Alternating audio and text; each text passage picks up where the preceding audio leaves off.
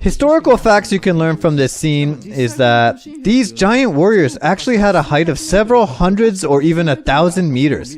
You can see that from these buildings collapse. So these humongous giants are neatly aligned side by side. We cannot even imagine how many of them are lined up. We can only see what's captured within the animation frame.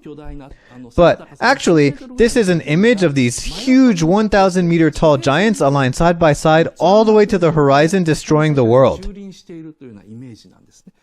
So, they are making the march of death over the world, and nothing can escape from them. The result is shown by the tapestry again. So, this tapestry, this no longer has the upper margin, but only this lower margin. The upper part of the tapestry is intentionally trimmed so that the audience is focused on the lower part to see these dead people curled up. Earlier, the tapestry showed symbolic abstract images of swords, pigs, and fish, but now they show images of curled human bodies which can clearly be recognized as human corpses buried underground. Everything is swallowed into the flames. Every life in this world, such as birds, animals, and even plants, are lost in flames. This is what the tapestry tells us. So, any living creature appearing thereafter in the story of Nausicaa, like frogs and horseclaws, are all gene-manipulated creatures. The tapestry briefly insinuates that the world was reset, and almost all living creatures other than human beings, like animals and plants, were made extinct. The tapestry again transitions to an animation part. The audiences are now used to this transition. We should pay attention to the city burned in a flame, and the difference in size between the buildings and the giant warriors. This again expresses how enormous they are. There is a special effects film titled Giant God Warrior Appears in Tokyo. It was not widely released in public. It was just shown in an exhibit called Special Effects Museum. I think you can still see some highlight scenes on YouTube. The short film depicted the warrior with the size relatively faithful to this image. So we should imagine that they are creatures actually hundreds to 1,000 meters tall. And this is a march of such creatures. As you can see in Howl's flying battle scene in Howl's Moving Castle, Miyazaki avoids drawing what's happening on the ground during mass destruction and genocide scenes. Another example is a scene in Future Boy Conan. So, as in Howl, Miyazaki only shows what went on at a high altitude, like what was happening in the sky. And he doesn't show the consequences down on the ground, like how people die or how people run around in the flames. This is because when Miyazaki was making Nausicaa, he strongly kept in mind that he was making a children's film. Well, a huge difference from Isao Takahata, who graphically depicted a B-29 air raid. So these details are depicted from a bird's eye view from slightly above the warriors. The scene changes to show a close-up view of her, but without her face shown. Instead, it shows the blue sky again, while showing the posture of Nausicaa's flying over the toxic jungle down below. You see the jet nozzle, so you can realize that civilization has perished, but the humans did not lose everything. They even have jet engines. This small protrusions, this represents the genius of Miyazaki and mechanic design. What they do is that if Maeve makes a belly landing, this engine frame outside the engine may deform. The engine also serves as a nozzle, so the deformation will directly lead to heavily compromised injection efficiency. So, ideally, it should have landing gears, but that was not an option. So, he put these two antenna-like thingies. Miyazaki designs them to look like they are deformable, and may be usable as aileron or as landing gears. This little detail helps to evade nosy questions like, how the hell is she able to balance on the aircraft with the body entirely serving as wings, which is supposed to be so unstable?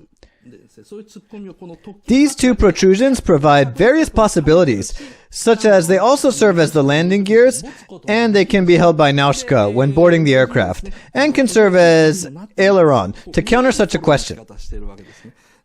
Like this, I'm always astonished by how good Miyazaki designs aircrafts and machines.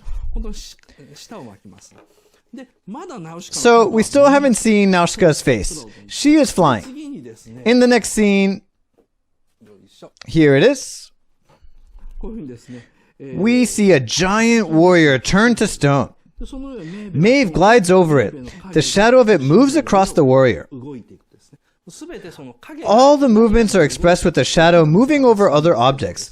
This scene finally tells us what has happened to the giant warriors, which we already saw so much in the tapestry during the opening sequence. The huge giant warriors destroyed the world, and they ended up turning to stone and buried in the toxic jungle. And the girl is smoothly flying over it, so we can realize that the destruction was way back in the past. You see, this single scene alone tells us about the historical time flow in the tapestry of the opening sequence, the aftermath, and the elapse of time. The next scene where Glider lands and Nausicaa pulls out her rifle is also extremely well made, but I'll skip that. Nausicaa is carrying her gun on her shoulder, is just about to enter the forest, and the text directed by Hayao Miyazaki shows up to conclude the opening sequence. This is perfect. The entrance of Nausicaa into the woods is actually a contrast to the final scene. The final scene of this movie, Nausicaa entering the woods alone, and what he shows us in the closing sequence. The closing sequence is also fascinating. It's easier to understand what is going on in the opening sequence thanks to the tapestry guiding the audiences through the storyline. What's going on in the closing sequence is a little more difficult to comprehend, and I'll get to that in the second half. When we pay attention to each cut in the closing sequence, it tells you what the story of Nausicaa is all about. The resultant relationship among Tolmekia, Pejai, and the Valley of the Wind. And that explains what Nausicaa is doing and what Yupa is doing. So the ending tells us a lot. However, we just finished watching an epic story and just say, and start paying attention to the closing credits. That's what we Japanese people do. We see text, we read it. That's why many people fail to properly comprehend the closing sequence. I'll get to that as well. Okay, so I guess that's about it for the opening sequence. About this, Nausicaa, the Valley of the Wind. Nah, never mind.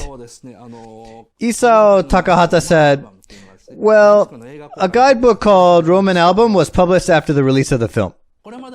I've talked about this so many times, but in the book, Takahata panned Nausicaa, giving it 30 out of 100 to mark it as a failure. That's so harsh.